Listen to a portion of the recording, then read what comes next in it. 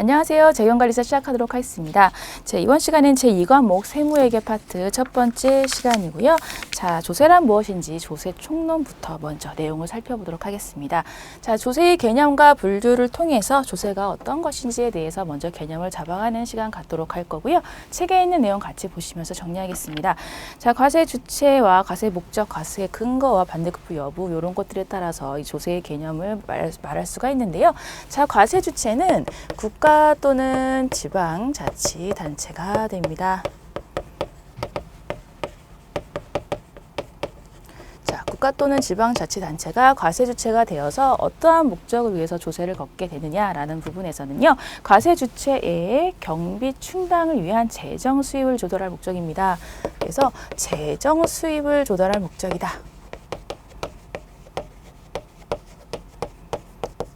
네, 이 부분이에요. 그래서 요거는 공과금이라든가 위법한 성격의 벌칙금 같은 거는 그래서 재정 수입 조달의 목적에 해당되지는 않습니다. 그래서 여러분들 시험을 푸실 때 뭐 가태료라든가 과료 같은 것도 조세의 개념 중에서 과세 목적, 재정 수입을 목적으로 합니다라는 걸로 하면 틀려요. 그래서 벌금이나 이런 것들 공과금은 해당되지 않습니다. 재정 수입의 목적이 아닙니다라는 거 여러분들이 좀 짚고 가셨으면 좋겠고요. 자, 이제 과세 근거입니다. 자, 이제 과세를 하려면 어떠한 근거를 가지고서 과세를 해야 되는 부분인데요. 자, 법률에 규정된 과세 요건을 충족한 모든 자에게 과세한다라는 부분이에요. 그래서 과세 요건 충족된 모든 자입니다. 그래서 아무에게나 가서 조세를 걷는 게 아니고요. 자, 과세 요건을 충족해야 돼요. 과세 요건은 4가지가 있는데 주에 있는 거 살짝 보고 갈게요. 다음 시간에 더 자세히 말할 시간이 있을 거고요.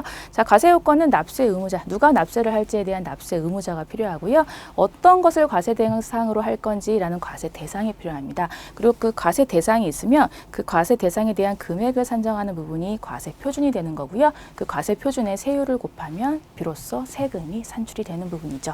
그래서 이런 과세 요건이 충족이 되면 과세를 할 수가 있다라는 부분이에요. 네, 그리고 반대급부 여부인데요. 자, 직접적인 반대급부 없이 부과하는 금정급부입니다. 그래서 직접적인 반대급부 없습니다. 없이 부과됩니다. 라는 부분이고요. 자, 반대급부라는 의미는 그런 거예요. 내가 뭔가를 줬으면 그거에 해당되는 뭔가를 받게끔 하는 게 이제 반대급부라고 생각하시면 되는데요. 뭐 예를 들면 내가 세금 많이 냈으니까 국가에서 나한테 뭐 좀 더 해줄래? 막 이렇게 이런 것들이 반대급부라고 보시면 되는데 그런 거 없다는 얘기죠. 다 내라 이겁니다. 그래서 많이 낸다고 뭐 더 이 혜택을 뭐 누군가에 더 주고 이러지는 않아요. 그래서 그거를 반대급부 없이 부과하는 세금이다 라고 얘기를 하는 부분입니다. 네, 그래서 그냥 내야 되는 거죠. 결론적으로는. 네, 그게 이제 조세의 개념에 해당되는 부분이에요. 그래서 여기 있는 것들도 이제 문제로서 충분히 출제될 수 있는 부분들이 있으니까 여러분들 여기 있는 것 먼저 개념을 잘 잡아주시길 바라겠습니다. 네, 이렇게 조세의 개념은 이렇게 넘어가고요.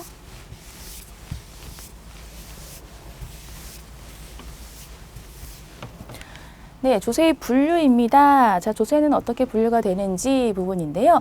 자, 조세의 분류. 자, 과세 주체와 과세권자 그리고 사용 목적에 따라서라든가 뭐 정가 여부에 따라서 이렇게 조세를 다르게 분류하고 있다라는 부분이고요.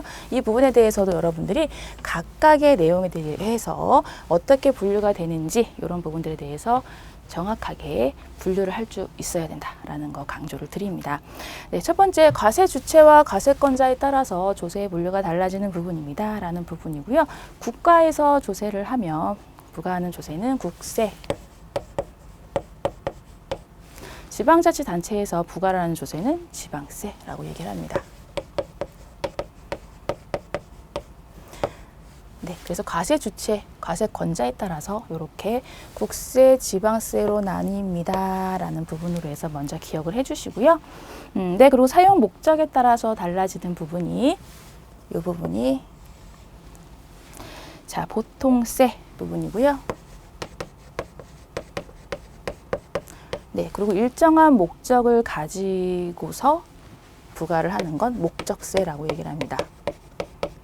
그래서 보통세는요, 두루두루 쓸 수 있어요. 보통세는 별도의 목적이 없기 때문에 과세를 그 세금을 받으면 그 부분을 이제 여러 군데 쓸 수 있는 걸 이제 모통세라고 생각하시면 되는 부분이고요.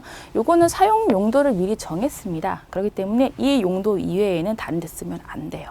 그렇기 때문에 목적세는 사실상 그렇게 많지 않아요. 왜냐면은 재정 수익 부분에 대해서 두루두루 이제 어떤 요건을 쓰게 될지 모르는 상황인데 다 목적세로 딱 해버리면 사용 용도를 딱 정해버리면 다른 데 쓸 수가 없기 때문에 목적세는 많이 있지는 않습니다.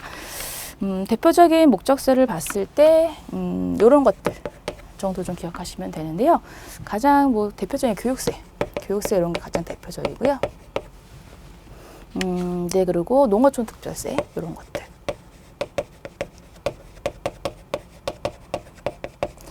네, 뭐 지방교육세도 마찬가지고요. 그래서 이런 것들이 목적세에 해당되는 거구나라고 해서 알아두시면 됩니다. 그게 많지가 않아요. 그렇기 때문에 몇 가지는 좀 기억을 해주시면 되겠습니다. 교통, 에너지, 환경세도 목적세에 해당이 되는 부분이고요. 그래서 어떤 세금들이 있는지 지금 몇 가지 좀 짚어봤습니다. 네, 그리고 조세 부담 전가 여부 부분입니다. 자, 이 부분은 납세 의무자랑 실질적으로 조세를 부담하는 담세자가 일치하는 경우는 직접세라고 얘기를 해요. 네, 그래서 대표적인 게 이제 법인세 같은 경우, 법인 소득이 나온 그 법인에게 바로 과세를 하기 때문에 그걸 직접세라고 얘기를 하는 부분이고요. 그리고 소득세도 마찬가지죠. 개인이 소득이 발생하면 개인의 소득에 대해서 그 개인에게 부과를 하니까 직접세, 즉 납세 의무자와 조세를 부담하는 담세자가 일치하는 소득이 직접세입니다. 근데 간접세는 그렇지가 않아요. 납세 의무자랑 실제로 조세를 부담하는 담세자가 일치하지 않는 그런 세금이 간접세입니다. 그래서 가장 대표적인 게 우리 물건 살 때 붙는 부가가치세 이런 것들이 가장 대표적입니다. 부가가치 10% 이렇게 해서 내는 부분이죠. 그래서 이런 부분들은 이제 간접세라고 해서 납세 의무자와 담세자가 일치하지 않는 세금이다 라는 부분이에요. 네, 그렇게 해서 기억을 좀 해주시면 되겠고요. 네, 이어서 독립된 세원 유무에 따라서 또 조세를 분류할 수가 있습니다. 자, 독립된 세원 유무 부분은요. 자, 독립세 같은 경우는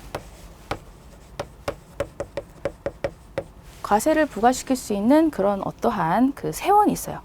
그거를 독립세라고 얘기를 하는 부분입니다. 그래서 법인세, 소득세 같은 경우가 이제 독립세라고 보시면 되고요. 부가세 같은 경우는 부가세는 요건 독립된 세원이 없기 때문에 얘 부가세에 해당되는 것은 뭔가 부여를 해서 과세문건으로 뭔가 부여를 해서 할 수 있는 뭔가가 없습니다. 그래서 그거는 독립세에 부과가 돼서 세금이 부여가 되는 부분이라서 요거를 부가세라고 얘기를 하는 부분이에요. 그래서 독립된 세원이 없다. 그래서 다른 조세에 붙어서 부과되어서 세금이 나와야 되는 게 부가세입니다. 그래서 대표적인 게 교육세예요. 대표적인 교육세. 그래서 뭐 우리가 자동차 이런 거 사면 자동차세 내면서 교육세가 떡하니 붙어서 나오죠. 독립된 세원이 없기 때문에 그런 독립세에 해당되는 자동차세에 붙어서 부가세 형식으로 부가적으로 세금이 붙어 나오는 게 교육세입니다. 그래서 이런 것들이 있다라고 보시면 되겠고요. 네, 그리고 과세표준 계산 단위입니다. 그래서 이거는 종가세와 종량세로 나눠지는데요.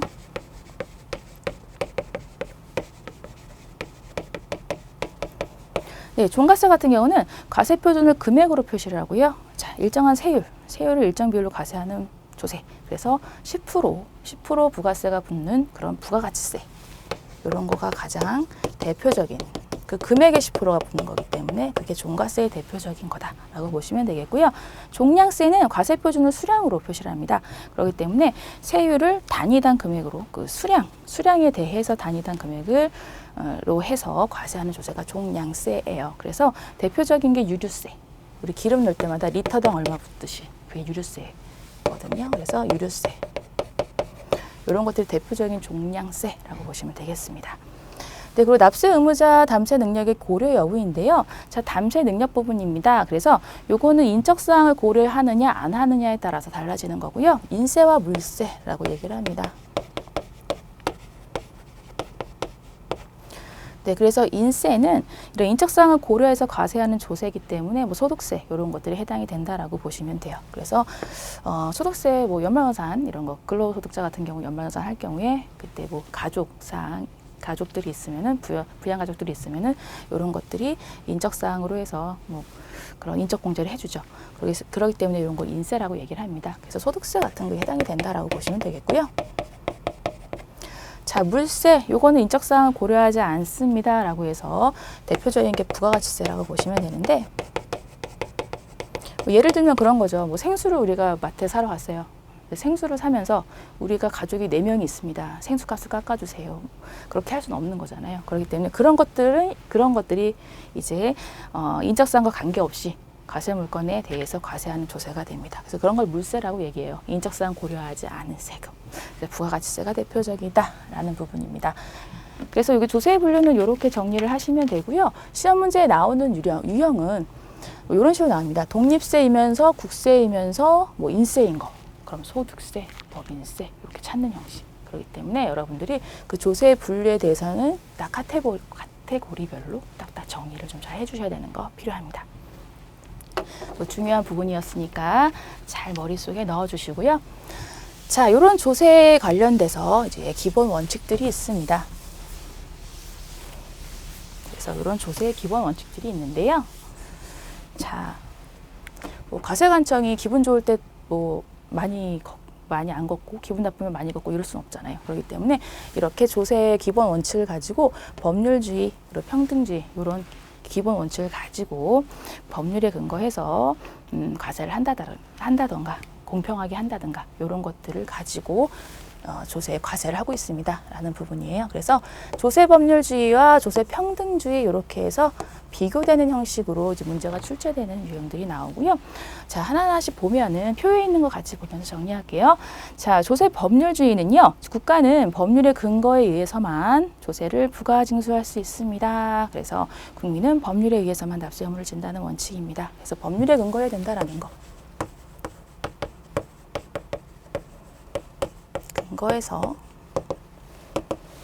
근거해서 납세 의무를 져야 되고 과세관청도 법률에 근거해서 국세를 징수하고 부과해야 됩니다. 라는 게 조세법률주의의 대원칙이라고 보시면 되겠고요.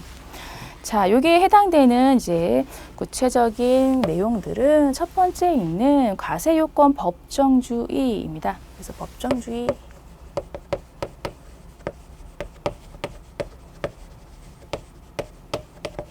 자, 법정주의는 조세의 과세 요건 그리고 부가 징수되는 그런 모든 그런 절차까지도 모두 법률로 규정해야 된다라는 게 과세요건 법정주의에 대한 내용이에요. 과세요건 법정주의 그렇고요. 두 번째 과세요건 명확주의입니다. 과세요건 명확주의. 자, 이 부분은 말 그대로 명확해야 된다는 거예요. 그래서 징수 절차 이런 것들은 규정 그런 것들은 그 내용이 명확하고 상세해야 된다라는 원칙이 과세요건 명확주의입니다. 네, 그리고 세 번째 안 쓰니까 좀 그러네. 네, 써주시죠. 네. 그리고 세 번째는 합법성의 원칙입니다. 합법성의 원칙.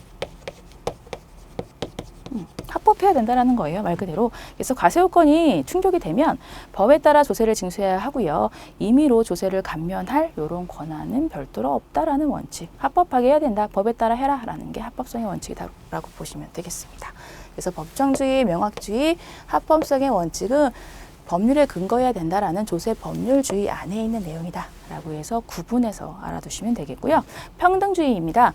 자, 평등주의 이거는 국민에게 조세의 부담이 공평하게 배분되도록 해야 됩니다. 그래서 공평하게 배분돼야 됩니다.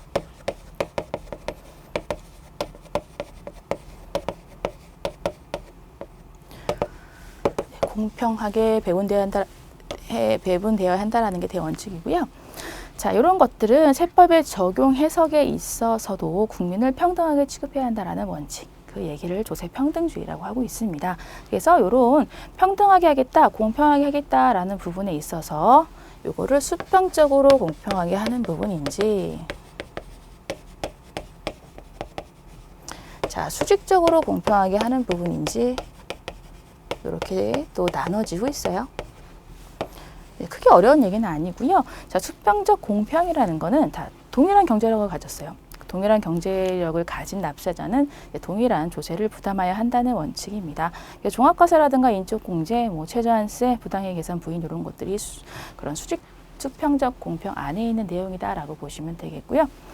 네, 수직적 공평은요, 경제력이 큰 납세자에게는 더 많이 부과해야 된다라는 거, 그게 수직적 공평입니다. 그래서 초과 누진세율 구조 이런 것들이 가장 대표적이죠. 초과 누진세율. 초과 누진세율. 네.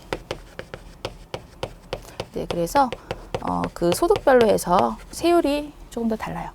소득이 높을수록 세율이 더 올라가는 그런 초과 누진세율 구조를 갖고 있다. 그건 수직적 공평을 위해서다 라고 보시면 되겠습니다.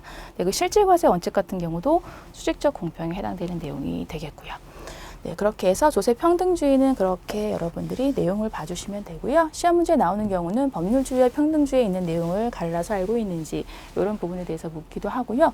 네, 그리고 뭐 조세평등주의에 뭐 어긋난 것이 무엇이 있는지 뭐 그런 것들에 대해 내용이 나오면은 일단 기본적으로 이 두 개를 비교해서 풀어주시면 되겠습니다. 네, 그리고 하나 덤으로 좀 말씀드리면 조세평등주의에 조금 어긋나는 그런 것들이 있는데 이제 중소기업 특별법 이런 것들이 있어요. 중소기업은 조금 이제 대기업들에 비해서 조금 운영이 좀 쉽지 않은 부분들이 여러 가지가 있고 하기 때문에 좀 중소기업에게는 뭐 특별법 같은 걸 적용해서 좀 혜택을 주는 그런 법규들이 좀 있습니다. 그래서 이런 것들은 사실상 조세평등주의에는 약간 어긋나는 거다라는 거, 어긋나는 것이다라고 그냥 여러분들 조금 참고적으로 알아두시면 좋겠습니다. 그래서 요것들 조세의 기본 원칙, 법률주의, 평등주의 이렇게 정리하세요. 네, 그렇게 해서 내용들을 간단하게 살펴봤습니다.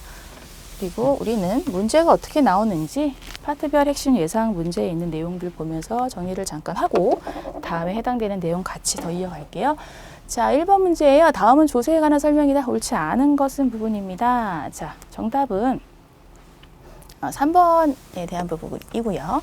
자, 조세는 과세주체의 급부에 대한 반대급부이다 라는 부분인데, 자, 반대급부 없다.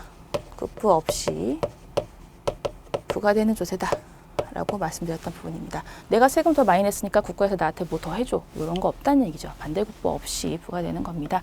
그래서 요거 3번은 이 내용이 틀렸습니다. 그래서 무보장적 성격을 가지고 있다라고 보시면 되고요. 뭐 과세 주체는 국가 지방자치단체이다라는 내용들을 맞는 얘기. 그래서 다른 보기들도 여러분들이 눈에 넣어주시고 넘어가시면 되겠습니다. 그래서 요거는 정답 3번으로 해서 네, 정리하시면 되고요. 2번, 다음 중 국세이면서 목적세인 거예요. 국세이면서 목적세. 그래서 일단 국세니까 지방자가 들어간 건 일단 좀 빼주시면 좋고요. 지방 이런 것들. 네, 지역 자원 뭐 이런 것들도 좀 그렇고. 일단 지방은 빼주세요. 네, 그리고 목적세의 대표적인 거, 자, 교육세, 농어촌 특별세, 교통에너지 환경세. 예. 수업 시간에 말씀드렸던 부분이었죠. 그래서 국세이면서 목적세인 거는 이렇습니다. 라고 해서 가라사 이렇게 해당됩니다. 그래서 목적세는 종류가 많지는 않습니다. 그래서 이 정도는 여러분들이 좀 알고 가시면 조금 도움이 되실 것 같아요. 네, 그렇고요. 3번, 다음 중 조세법률주의의 내용이 아닌 것은 부분인데요. 자, 과세요건은 관한 규정 명확해야 된다라는 거. 예, 이제 요거 네, 맞는 얘기죠. 명확해야 된다. 법률에 규정해야 됩니다. 맞는 얘기. 자, 담세력에 따라 공평. 공평. 요건 법률주의에 해당되는 거 아니죠? 그래서 요 부분은 조세평등주의에 대한 내용이네요. 3번이 틀렸습니다. 4번은 엄격하게 해석해야 됩니다. 뭐 이런 것들. 네, 맞는 얘기 되겠습니다. 네, 그래서 3번이 조세평등주의에 해당되는 내용이라서 틀렸네요. 그렇게 보시면 되겠고요. 4번 조세평등주의를 구현하는 제도 이런 것들이 있는데, 자, 평등주의, 그래서 수직적 공평, 그리고 뭐 수평적 공평 이런 것들에 대해서 알아봤는데요. 그게 다 섞여 들어갔습니다. 네, 그래서 종합소득세 인적 공제 이런 것들 네, 그리고 뭐 다 해당되네요. 거의 초과투쟁세율도 해당되고요. 부당행위 계산부인 뭐 이런 거 해당되고, 그리고 최저한세 이런 것들 해당이 되죠. 가나 다마, 그래서 2번 맞네요. 네, 이렇게 하시면 되고요. 중소기업 특별세액 하면은 평등주의에 좀 어긋나는 제도라고 보시면 된다라고 해서 수업 시간에 잠깐 말씀드렸던 부분 이렇게 나왔습니다. 그리고 소고가세 금지 부분 같은 경우는 조세 법률주의 쪽에 더 맞는 얘기예요. 그래서 라랑 반에 해당되지 않네요 라고 해서 정답은 2번으로 골라주시면 되겠습니다. 네, 이렇게 하고 자 파트 2로 바로 넘어가도록 하겠습니다. 자, 국세기본법 이 부분 조금 보면서 넘어갈 텐데요. 자, 국세기본법은 무엇인가 라고 해서 총설 부분부터 해서 의의와 목적에 대해서 먼저 정리를 할게요. 자, 첫 번째 기본 원칙, 의의와 목적. 양가로 1번에 있는 거 보면서 정리하면 자, 국세기본법은요. 국세에 관한 기본적이고 공통적인 그런 사항 그리고 위법 또는 부당한 이런 국세 처분에 대한 불복 절차를 규정하고 있는 게 국세기본법입니다. 그래서 요거는 국세에 관한 법률 관계를 확실하게 하고요. 그래서 법률 관계, 조세에 대한 법률 관계를 확실하게 해줍니다. 확실하게 해주고요. 과세의 공정을 기합니다.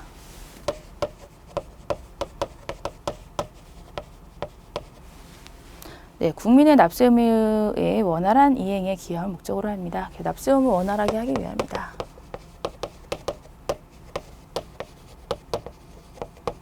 네, 이런 것들이 국세기본법의 의의이면서 목적에 해당되는 내용이다. 라고 해서 이런 것들은 가볍게 넘어가시면 되겠습니다. 그리고 양가로 2번에 있듯이 따라서 국세기본법은요. 위에 있는 이런 목적을 달성하기 위해서요. 국세에 대한 기본적인 사항이라든가 그리고 공통적인 사항, 위법 부당한 내용에 대한 그런 불복정 절차 이런 것들을 규정하게 됩니다. 라는 게 국세기본법에서 가지고 있는 내용입니다. 그래서 일단 큰 틀은 이렇게 되고요. 자, 이제 하나하나 조금 세부적인 내용을 진행해 보도록 하겠습니다. 자, 기간부터 보도록 하겠습니다. 자, 기간 부분. 자, 규정부터 보도록 할 텐데요. 표에 있는 내용들을 같이 살펴보면서 정리할게요. 자, 기간이란 무엇인가? 자, 기간은 두 시점 사이의 연속적인 시간의 사이를 얘기하고 있습니다. 그래서 그게 기간이라는 얘기예요. 기간. 언제부터 언제까지 이렇게 생각하시면 되겠죠. 그리고 기간의 계산은요. 국세기본법 또는 세법에 특별한 규정이 있는 것을 제외하고는 민법의 기간 계산 규정을 따릅니다. 라고 얘기를 합니다. 그래서 특별한 규정이 없으면 민법이 좀 두루두루법이잖아요. 어찌 보면. 그렇기 때문에 상식적인 법 그런 거기 때문에 상식적인 선 안에서 기간을 정해라 라고 그렇게 생각하시면 됩니다. 네, 그리고 기산일은요, 초일 불산입의 원칙이 됩니다. 라고 해서, 이건 초일은 불산입한다라는 의미가 되는데요. 요 의미는, 예를 들어 이렇게 살펴볼게요. 자, 법인세 같은 경우, 법인세는, 법인세 신고 납부 기한, 이런 것들을 봤을 때, 예를 들어서 간단하게만 보고 넘어갈 거니까, 이게 대체 뭐야? 법인세 배우지도 않았는데 이렇게 생각하지 마시고 기간에 대한 것만 포커스를 맞춰서 얘기 드리겠습니다. 자, 법인세 신고 납부 기한은 이렇게 돼요. 자, 각 사업연도의 종료일이 속하는 달의 말일부터 3개월 이내입니다. 각 사업연도 소득이 속하는 달의 그 말일부터 3개월 이내예요. 말일부터 앞말은 자를게요. 말일부터 3개월 이내. 요게 법인세 신고 납부 기한에 해당이 됩니다. 그래서 자, 사업연도가 예를 들어 1월 1일부터 12월 31일까지인 법인이다라고 했을 때 말일부터잖아요. 그래서 말일부터 3개월 이내니까 익년도 3월 30날까지가 법인세 신고 납부 기한이 돼야 되는 게 맞아요. 근데 초일 불산입이잖아요. 초일을 불산입하겠습니다 라는 거죠. 그래서 1월 1일부터 3월 31일까지가 우리가 알고 있는 법인세 신고 납부 기한이 됩니다. 그래서 이런 기간 규정에 따라서 이 기간도 이렇게 산정이 된 거예요. 그래서 기산일은 초일 불산일입니다. 라는 의미는 이겁니다. 네. 그렇게 하시면 되고요. 자, 만료일 부분입니다. 자, 동그라미 1번에 있는 기간을 주, 월, 연으로 정하고 뭐 초일, 불선일부로 기간합니다. 뭐 이런 얘기들은 봐주시면 되고 여러분들이 조금 기억하셔야 될 거는 동그라미 3번. 기간의 말일이요. 공휴일에 해당하는 경우가 있어요. 공휴일이거나 뭐 주말이거나 이런 경우가 있습니다. 그래서 그 공휴일에 해당되는 경우는 일인 경우는 그 다음 날로 기간이 만료를 합니다. 그 다음 날로 만료를 합니다. 라는 부분이에요. 그래서 대표적인 공휴일 5월 1일 근로자의 날 뭐 그런 게 있으면 5월 1일까지 뭔가 내야 된다라고 하는 과세가 그런 뭐 과세가 있다, 과세되는 뭔가 있다라고 해도 그 다음 날이 되는 거죠. 네, 그래서 만료일은 이렇게 됩니다. 그래서 이 정도는 여러분들이 좀 기억을 해주시면 좋겠습니다. 네, 그리고 기한인데요.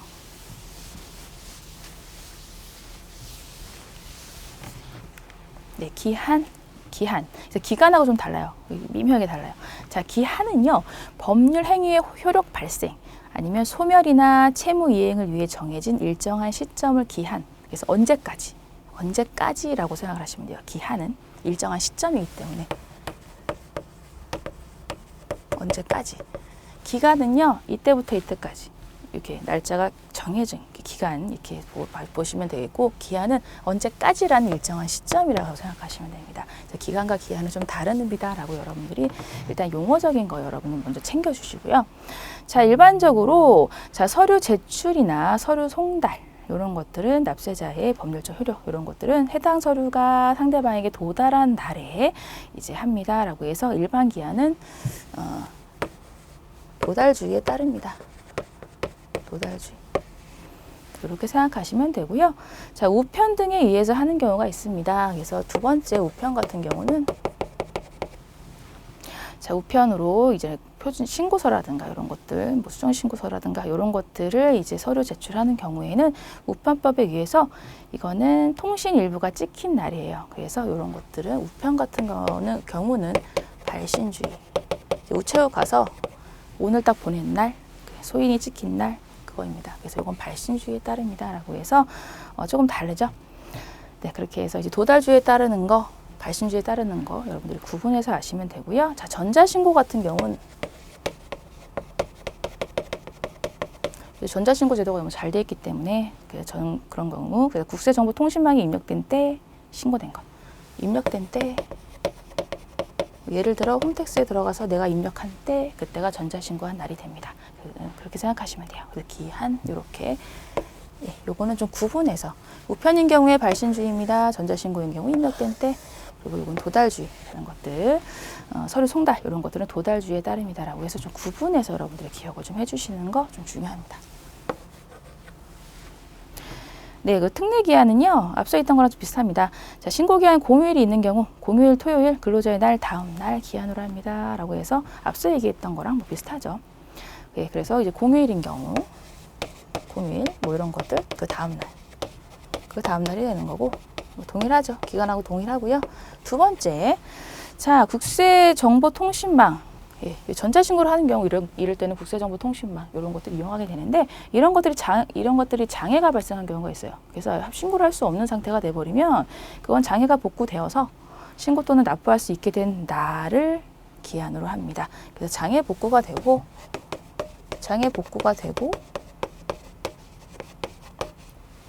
신고 납부 가능하게 된 날 가능하게 된 날이라고 보시면 되죠. 가능하게 된 날. 네, 그래서 요거는 이제 국세정보통신망이 장애로 가동이 이제 불가능한 할 때, 그땐 장애 복구가 되면서 가능하게 된 날, 그때를 특례 기한으로 두고 있다라는 걸로 해서 여러분들이 알아두시면 되고요. 이것도 시험 문제에 이렇게 나올 때, 예를 들어서 뭐 언제가 공휴일에 해당되는 날짜가 주어지면서 그런 경우 뭐 언제까지 신고해야 됩니까? 라고 하면 그 다음 날 여러분들이 이게 계산하셔서 풀어주시거나 이런 형식으로 또 문제를 풀어주시면 되겠습니다. 예, 그래서 특례기한, 일반 기한 이런 부분들에 대해서 기한 부분 여러분들도 중요하게 기억을 해 주셔야 되는 부분이 되겠습니다.